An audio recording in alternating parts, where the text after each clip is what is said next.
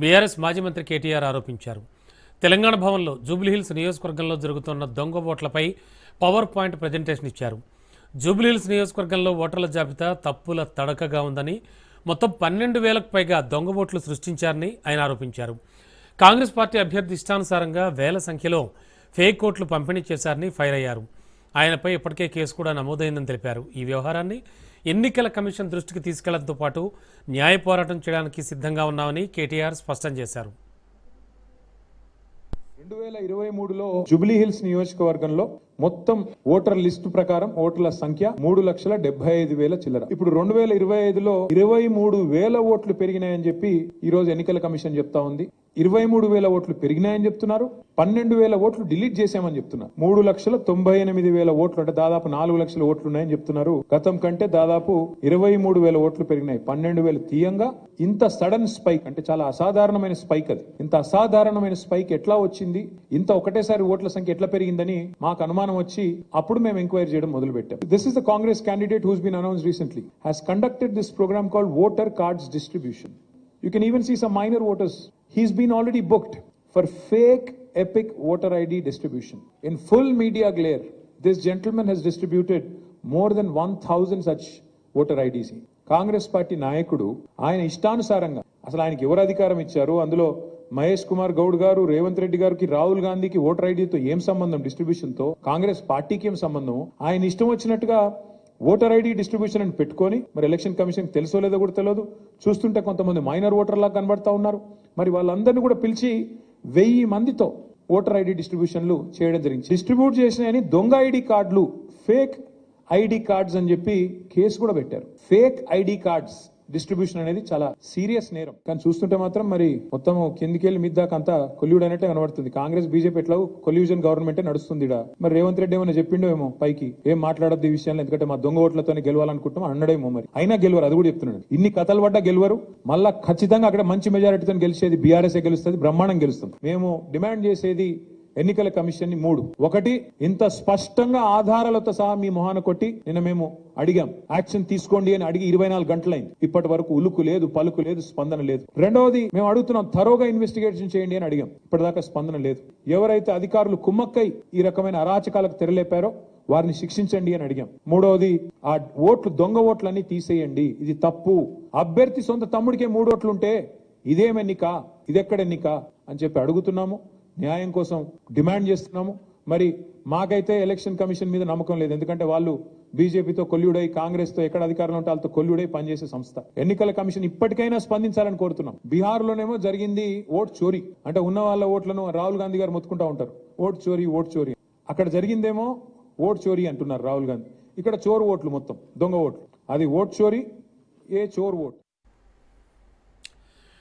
నవ్యాంధ్ర IT రంగంలో నవోదయం వచ్చినట్లయింది. విశాఖలో data centre ఏర్పాటుకు గూగుల్ ఒప్పందం కుదుర్చుకుంది. ఏకంగా $15 బిలియన్ పెట్టుబడి పెట్టేందుకు గూగుల్ ముందుకొచ్చినట్లుగా కేంద్ర మంత్రి అశ్విని వైష్ణవ్ వెల్లడించారు. ఇకపై ఆంధ్రప్రదేశ్ రాష్ట్ర పారిశ్రామిక సాంకేతిక రంగాల అభివృద్ధిలో మరో కీలక మైలురాయి పడనుంది.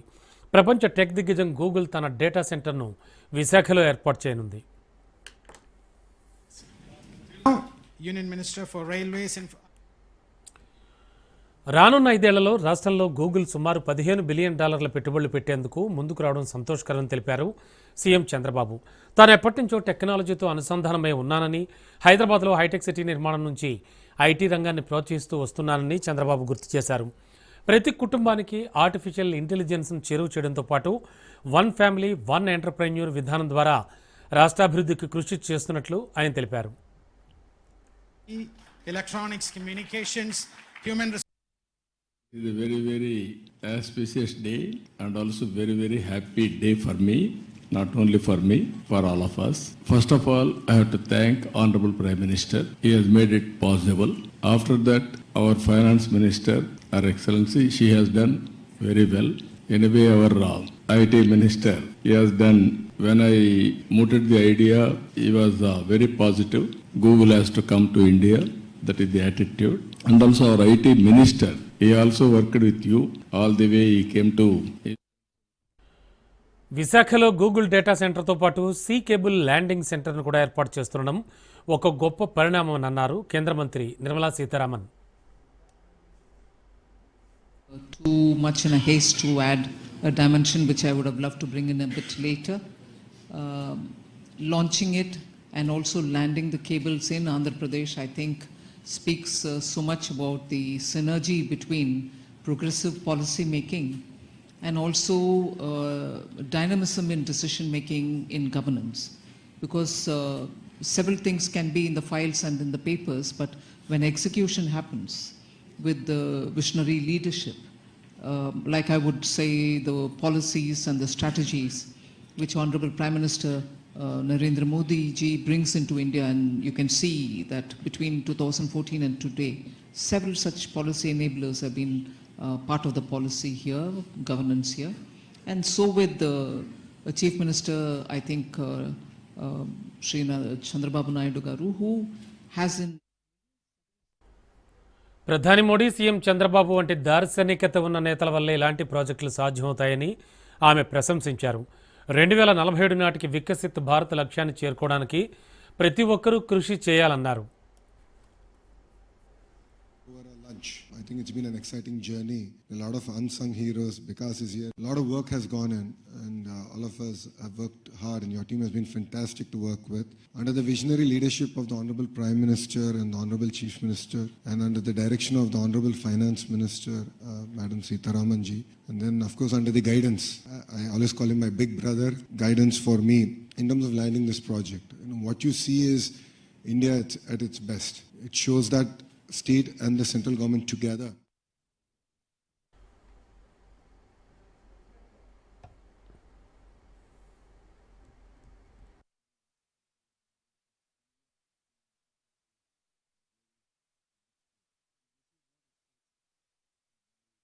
The entire leadership is aligned.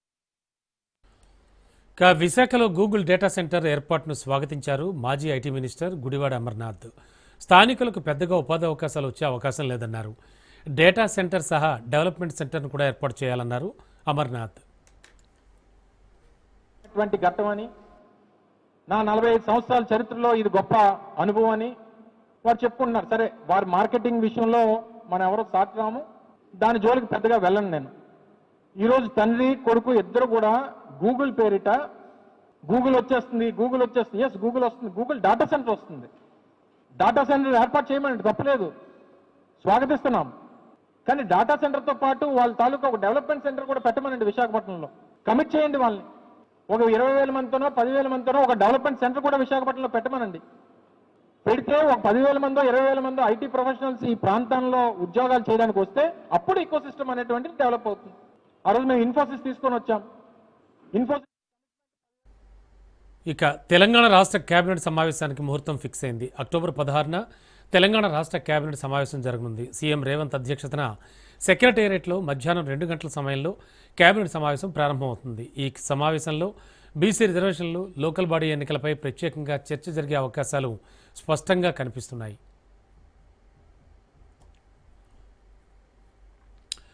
Hyderabad జూబ్లీహిల్స్లోని Vengala Rao Nagar డివిజన్లో కాంగ్రెస్ పార్టీ బూత్ స్థాయి కార్యకర్తల సమావేశం జరిగింది. ఈ సమావేశానికి మంత్రులు పొన్నం ప్రభాకర్, వివేక్ వెంకటస్వామి, తుమ్మల నాగేశ్వరరావు, మేయర్ గద్వాల విజయలక్ష్మి, నవీన్ యాదవ్ హాజరయ్యారు.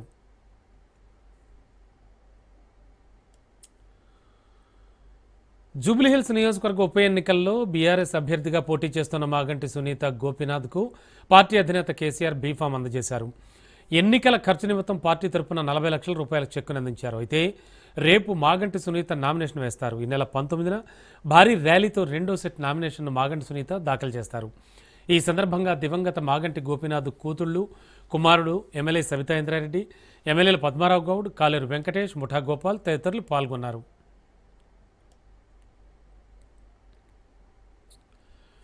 మంత్రి పొన్నం ప్రభాకర్ కీలక వ్యాఖ్యలు చేశారు. జూబ్లీహిల్స్ ఉప ఎన్నికల్లో ప్రజలు బీఆర్ఎస్కు గూబగుయ్యమనే తీర్పు ఇవ్వబోతున్నారని అన్నారు. లక్షల కోట్ల అప్పు చేసి తెలంగాణను అప్పుల కుప్పగా మార్చిన బీఆర్ఎస్ అడ్డగోలుగా మాట్లాడుతోందని మంత్రి పొన్నం మండిపడ్డారు. 10 ఏళ్ల కేసీఆర్ పాలనలో జూబ్లీహిల్స్లో ఏం అభివృద్ధి జరిగిందో చర్చకు రావాలని సవాల్ విసిరారు. మాగంటి సునీతతో కన్నీరు పెట్టిస్తూ ఓట్లు దండుకోవాలని చూస్తున్నారని ఎద్దేవా చేశారు. జూబ్లీహిల్స్లో దొంగ ఓట్లకు బీఆర్ఎస్, బీజేపీలదే బాధ్యతను ఆరోపించారు.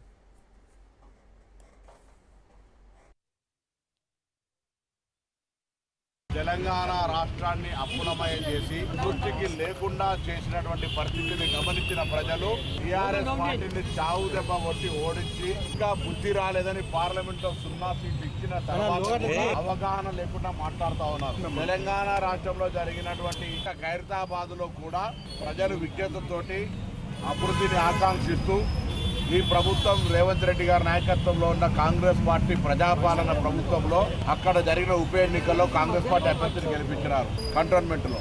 ఇక్కడ కూడా తప్పకుండా ఈ ఉప ఎన్నికల్లో కూడా 100% ప్రజలు విజ్ఞతతోటి కాంగ్రెస్ పార్టీని గెలిపిస్తున్నారు అని అసహనంతో నోటికొచ్చినట్టు మాట్లాడుతూ ఉన్నారు.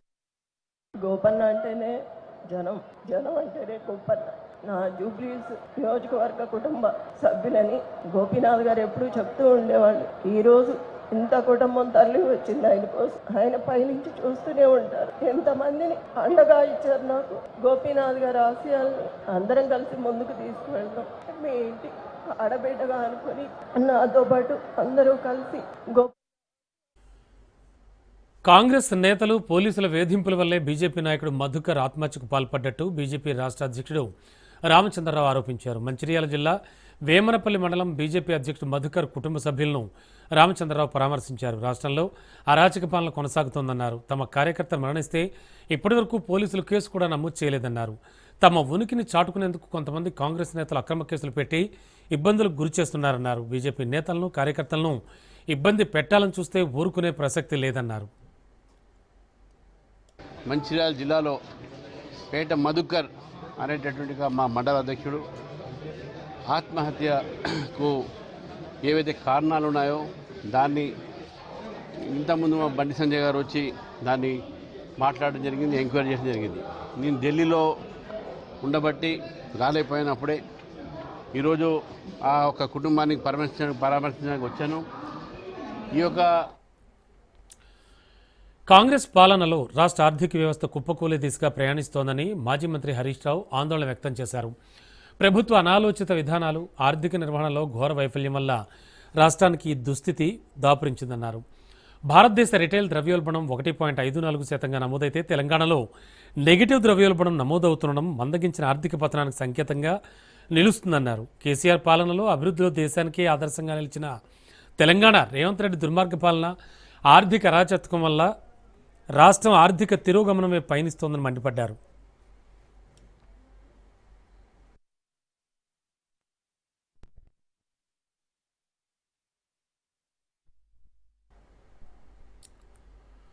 మాజీ మంత్రి కేటీఆర్పై కేంద్ర మంత్రి బండి సంజయ్ కౌంటర్ ఇచ్చారు. బీజేపీ గుర్తు అయిన తామర పువ్వుపై కేటీఆర్ చేసిన వ్యాఖ్యలకు బండి తనదైన శైలిలో బదులిచ్చారు. బుద్ధి సరిగ్గా లేనివారే తామర పువ్వు దేవుడి పూజకు పనికిరాదని మాట్లాడతారని అన్నారు. బ్రహ్మ, విష్ణువు, లక్ష్మీదేవి, సరస్వతీదేవి అంతా తామర పువ్వుతో సంబంధం ఉన్నవారే అని అన్నారు. నీరు ఎంత పెరిగినా తామర పువ్వు నీటికి అంటకుండా పైనే ఉంటుంది. తమ పార్టీ కూడా అలాగే అన్ని సమస్యలను అధిగమించి ఉన్నత స్థాయికి ఎదుగుతుందన్నారు.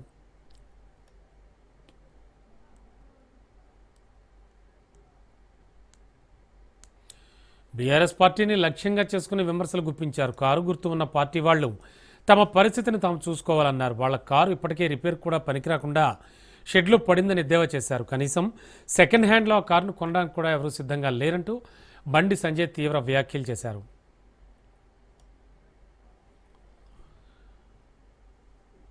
మంత్రి కొండా సురేఖ సంచలన వ్యాఖ్యలు చేశారు. తన ఆధిపత్యాన్ని కొంతమంది రెడ్లు దెబ్బతీయాలని చూస్తున్నారని ఆగ్రహం వ్యక్తం చేశారు. మంత్రిగా తాను ఏ పని చేసినా వివాదం చేయాలనుకుంటున్నారు. నాగార్జున విషయంలో నేను మాట్లాడింది వేరు, కానీ దాన్ని వివాదంగా చిత్రీకరించారు. అందుకే మీడియాతో ఓపెన్గా ఉండడం లేదన్నారు. మౌనంగా నా శాఖ పనులు నేను చేసుకుంటున్నానంటూ తెలిపారు.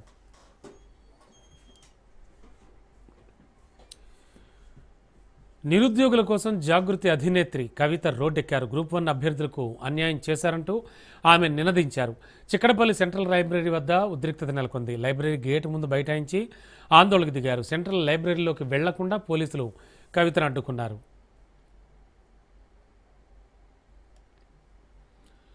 కూటమి ప్రభుత్వం అధికారంలోకి వచ్చిన దగ్గర నుంచి విద్యార్థుల మరణాలు ఎక్కువవుతున్నాయని మాజీ మంత్రి విడదల రజని మండిపడ్డారు. గుంటూరు జిల్లా అన్నపర్రు గ్రామంలోని వసతి గృహంలో విద్యార్థులు కలుషితాహారం తిని అస్వస్థతకు గురై ఆసుపత్రిలో చికిత్స పొందుతున్నారు. ఇక హాస్టల్లో సరైన వసతులు లేకపోవడంతో ఇలాంటి పరిస్థితులు ఏర్పడ్డాయని విమర్శించారు. బీసీ హాస్టళ్లలో సిబ్బంది కొరత వల్లనే విద్యార్థులు అనారోగ్యాల పాలవుతున్నారని ఆరోపించారు.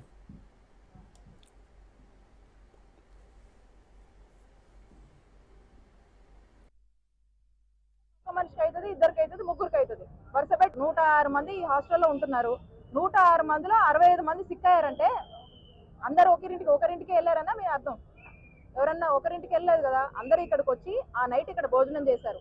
ఆ భోజనం ఏదో కంటామినేషన్ అయింది. ఆ కంటామినేషన్ వల్ల నెక్స్ట్ డే ఇంతమంది ఇబ్బంది పడి ఇంతమంది అడ్మిట్ అయినటువంటి పరిస్థితులు. డెఫినెట్ గా చెప్తా ఉన్నాము, ఈ రాష్ట్రంలో వైద్య ఆరోగ్య శాఖ పనిచేయట్లేదు. వైద్య ఆరోగ్య శాఖ ఫెయిల్ అయింది. కూటమి ప్రభుత్వం అధికారంలోకి వచ్చాక చంద్రబాబు నాయుడు గారు హెల్త్ విషయంలో, హెల్త్ సెక్టార్ విషయంలో, హెల్త్ కేర్ విషయంలో లీస్ట్ బాదర్డ్. ఎంతసేపు ప్రైవేటైజేషన్ మీదే ఈజ్ ఇంట్రెస్టెడ్. కాబట్టి ఇవన్నీ కూడా చోటు చేసుకుంటా ఉన్నాయి. అవన్నీ ఆ స్కాములు లేదా ఈ ప్రైవేటైజేషన్ గురించి కాస్త పక్కన పెట్టి ప్రజల శ్రేయస్సు గురించి, ప్రజలకు ఆరోగ్య భద్రత కల్పించే దాని మీద ధ్యాస పెట్టమని పదే పదే వైఎస్ఆర్ కాంగ్రెస్ పార్టీ హెచ్చరిస్తూ డిమాండ్ చేస్తుంది ప్రభుత్వాన్ని.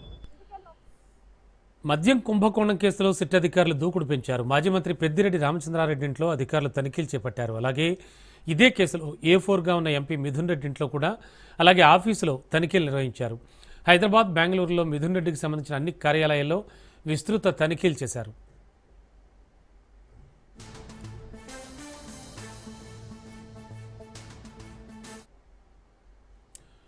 నకిలీ మద్యంపై ముఖ్యమంత్రి చంద్రబాబు అడ్డగోలుగా వ్యవహరిస్తున్నారని వైసీపీ రాష్ట్ర కోఆర్డినేటర్ సజ్జల రామకృష్ణారెడ్డి ధ్వజమెత్తారు.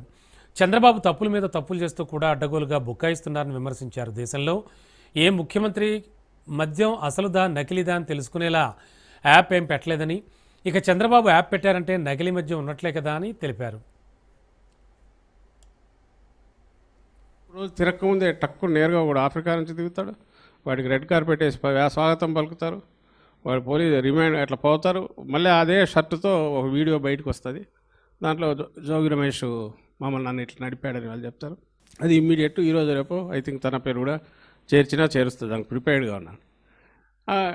అడ్డగోలు కామెంట్ పెట్టి జనం ఏమనుకుంటారో అనేది కూడా లేకుండా, అంటే ఒకటి అడ్డంగా దొరికినామనే భయం ఉన్నట్టుంది ఆయనకు చంద్రబాబు నాయుడుకు.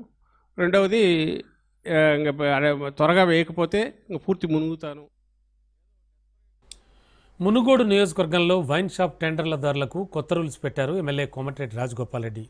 ఇచ్చిన హామీ మేరకు బెల్ట్ షాపులు లేకుండా చేసిన ఎమ్మెల్యే తాజాగా కొత్తగా లిక్కర్ షాపులు తీసుకునే వాళ్ళు తన సూచనలు పాటించాలని కోరారు. ఊరి బయట ఉండే వైన్ షాపుల్లో సాయంత్రం 4 గంటల నుంచి రాత్రి 9 గంటల వరకు మాత్రమే విక్రయించాలని తెలిపారు. వేరే ప్రాంతం వాళ్ళు మునుగోడులో టెండర్ వేయవద్దన్నారు. ఈ సందర్భంగా యువత మద్యానికి బానిసలు కాకుండా ఉండాలని తన లక్ష్యమన్నారు ఎమ్మెల్యే రాజగోపాల్ రెడ్డి.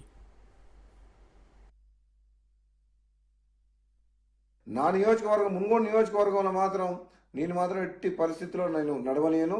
నాకు ఈ పదవి ఉన్నా లేకున్నా పదవి ముఖ్యం కాదు, నాకు ప్రజల ఆరోగ్యం ముఖ్యం, ప్రజల ప్రాణాలు ముఖ్యం.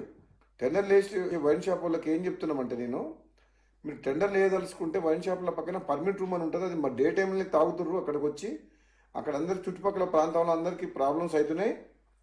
అక్కడ పర్మిట్ రూమ్ అనేది ఉండదు మా మునుగోడులో, మేము నడవలేము అని చెప్పినాం. నేను ఎమ్మెల్యేగా ఉన్నంత. శ్రీవారి ఆలయ పరకామణి డాలర్ల చోరీ వ్యవహారంలో సిఐడి దూకుడు పెంచింది. చోరీకి సంబంధించిన కేసు నమోదు చేసిన అప్పుడు తిరుమల 2వ పట్టణ పోలీస్ అధికారి సిఐ చంద్రశేఖర్ను విచారించారు. కేసుకు సంబంధించిన డాక్యుమెంట్లు, సీసీ కెమెరాలు, ఆ దృశ్యాల్ని పరిశీలించారు. పరకామణిని పరిశీలించిన CID DG Ravishankar Ayyanar police అతిథి గృహంలో టీటీడీ భద్రతాధికారులతో భేటీ అయ్యి అక్కడ విచారణ చేపట్టారు. 2023 సంవత్సరం మార్చిలో తిరుమల శ్రీవారి ఆలయ పరకామణిలో చోరీ చోటు చేసుకుంది. ఈ ఘటనలో $920 చోరీ చేస్తూ టీటీడీ ఉద్యోగి రవికుమార్ పట్టుబడ్డాడు. అనంతరం కేసు విచారణలో టీటీడీ పూర్తిస్థాయి విచారణ నిర్వహించలేదంటూ హైకోర్టులో పిల్ దాఖలైంది. ఆ తర్వాత లోక్ అదాలత్లో రాజీ కుదుర్చుకుని అప్పటి పాలకవర్గం కేసు మూసిందని ఆరోపణలు ఎదురయ్యాయి. లోక్ అదాలత్లో రాజీ తర్వాత 14 కోట్ల విలువైన ఆస్తులను టీటీడీకి రవికుమార్ విరాళంగా ఇచ్చారు. ఈ వరుస పరిణామాలు నెలకొన్న నేపథ్యంలో తాజాగా హైకోర్టు ఆదేశాలతో పరకామణి కేసు విచారణను సిఐడి మొదలుపెట్టింది.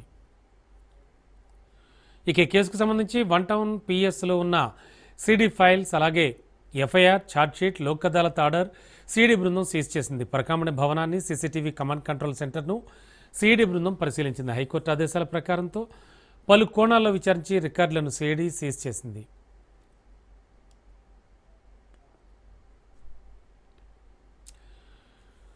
ప్రముఖ పారిశ్రామికవేత్త నౌషీరా షేక్ విషయంలో సుప్రీంకోర్టును ఆశ్రయించింది ఈడీ. సబ్ రిజిస్టర్ సహాయంతో నౌషీరా షేక్ ఆస్తులను అమ్మేసినట్లు గుర్తించిన ఈడీ ఆమె ఆస్తుల్ని వేలానికి పెట్టింది. ఈ నేపథ్యంలో ఆస్తుల వేలంలో పాల్గొన్న వారిపై బెదిరింపులకు పాల్పడుతోందని ఆరోపిస్తూ ఈడీ సుప్రీంకోర్టును ఆశ్రయించింది. తాజాగా ఈ కేసును విచారించిన సుప్రీంకోర్టు కీలక ఆదేశాలు జారీ చేసింది. నౌషీరా షేక్ ఈడీ ఎదుట హాజరు కావాలని, ఒకవేళ హాజరు కాని నేపథ్యంలో ఆమెను అరెస్ట్ చేయాలని స్పష్టం చేసింది సుప్రీం ధర్మాసనం.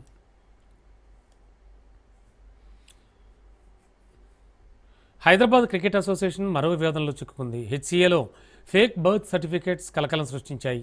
హెచ్సీఏపై పలువురు ప్లేయర్స్ రాచకొండ సిపికి ఫిర్యాదు చేశారు. అండర్-16, అండర్-19, అండర్-23 లీగ్ మ్యాచ్ల్లో ఆడేందుకు పలువురు ప్లేయర్లు ఫేక్ బర్త్ సర్టిఫికేట్ సబ్మిట్ చేశారన్న ఫిర్యాదు అందింది. నకిలీ బర్త్ సర్టిఫికేట్లతో లీగులో ఎక్కువ వయసు ఉన్న ఆటగాళ్లు ఎంట్రీ ఇస్తున్నారని తమ ఫిర్యాదులో వెల్లడించారు.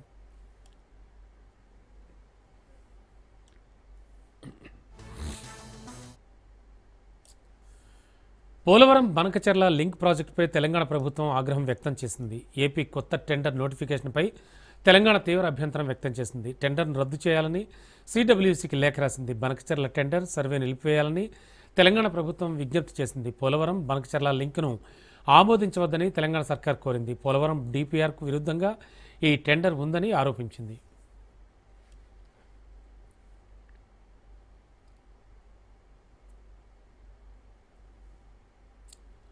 మావోయిస్ట్ పార్టీకి బిగ్ షాక్ తగిలింది. మావోయిస్ట్ అగ్రనేత మల్లోజుల వేణుగోపాలరావు లొంగిపోయారు. మావోయిస్ట్ పార్టీలో అగ్రనేతగా వ్యవహరించారు మల్లోజుల. మావోయిస్ట్ పార్టీ విధానాలపై అసంతృప్తిని వ్యక్తం చేస్తూ కొన్ని రోజుల కిందట వేణుగోపాలరావు లేఖ రాశారు. 60 మందితో కలిసి మల్లోజుల వేణుగోపాలరావు లొంగిపోయారు. మల్లోజుల వేణుగోపాలరావు మావోయిస్ట్ పార్టీలో కీలక సభ్యుడిగా పనిచేశారు. కొన్ని రోజులుగా పార్టీ అనుసరిస్తున్న విధానాలతో ఆయన విభేదిస్తున్నారు. విప్లవోద్యమాన్ని విజయవంతం చేయాలంటే ప్రజల్లోకి బహిరంగంగా వెళ్లడమే సరైన మార్గమని లేఖాస్త్రం కూడా సంధించారు. వేణుగోపాలరావు రాసిన లేఖ అడవుల్లో అలజడి సృష్టించింది.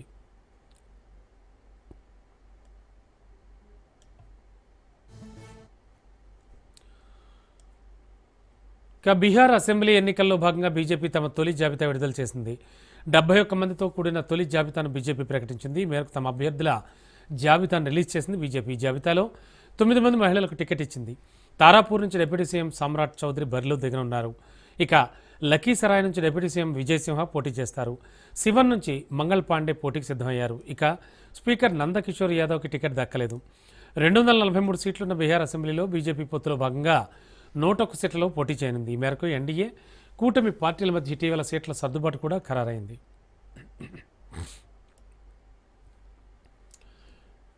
హర్యానాలో కుల రక్కసికి బలైపోయిన ఐపీఎస్ ఆఫీసర్ పురాణ్ కుమార్ కుటుంబాన్ని కాంగ్రెస్ అగ్రనేత రాహుల్ గాంధీ పరామర్శించారు. పురాణ్ కుమార్ ఆత్మహత్య పట్ల ఆయన దిగ్భ్రాంతి వ్యక్తం చేశారు. ఓ ఐపీఎస్ అధికారి కుల వివక్షను ఎదుర్కొని ఆత్మహత్యకు పాల్పడడం బాధాకరమన్నారు. తక్షణమే పురాణ్ కుమార్ ఫ్యామిలీకి న్యాయం చేయాలంటూ హర్యానా సీఎంను కోరారు రాహుల్.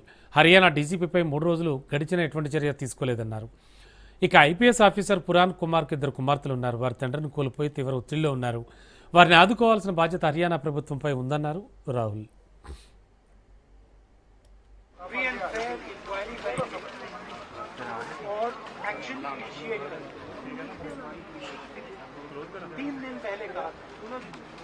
हरियाणा के चीफ मिनिस्टर ने तेज बोलिए सुनाई नहीं दे रहा है और वो कमिटमेंट पूरा नहीं हुआ और इससे जो 2 बेटियां हैं माँ पर स्पेशली बेटियों पर जिन्होंने अपने पापा को खोया है उन पर बहुत प्रेशर, बहुत दबाव, डिस्टर्बेंस.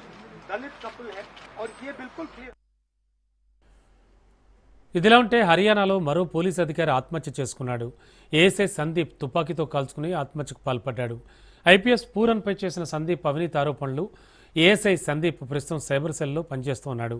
ఏఎస్ఐ సందీప్ ఆత్మహత్యపై పలు అనుమానాలు వ్యక్తం అవుతున్నాయి.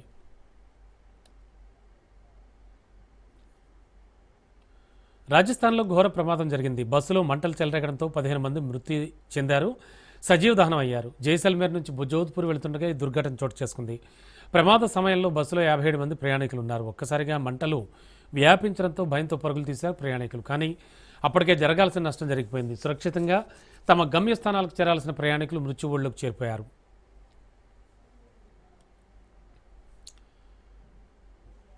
ఇండియాలో తయారైన 3 కల్తీ కాఫ్ సిరప్లపై WHO అప్రమత్తం చేసింది. చిన్నారుల మరణాలకు కారణమైన కోల్డ్ డ్రిప్ సిరప్తో పాటు మరో 2 మందులు అత్యంత ప్రమాదకరమని స్పష్టం చేసింది.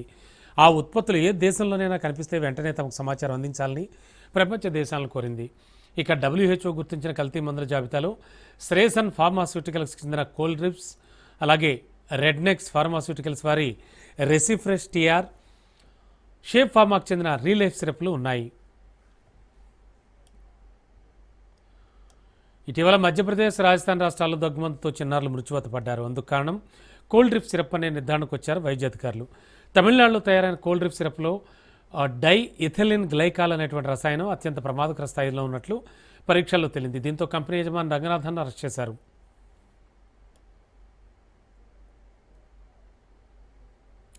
చిన్నారుల మరణ మృదంగంతో కేంద్ర ప్రభుత్వం రాష్ట్రాలు, కేంద్రపాలిత ప్రాంతాలకు కీలక ఆదేశాలు జారీ చేసింది. 2 ఏళ్లలోపు పిల్లలకు దగ్గుమందులు సూచించవద్దని, 5 ఏళ్లలోపు వారికి కూడా సాధారణంగా వీటిని సిఫార్సు చేయరాదని స్పష్టం చేసింది. ఇలాంటి విషాదాలు పునరావృతం కాకుండా ఫార్మా రంగంలో మరింత కఠినమైన నియంత్రణ అవసరమని ఆరోగ్య నిపుణులు అభిప్రాయపడుతున్నారు.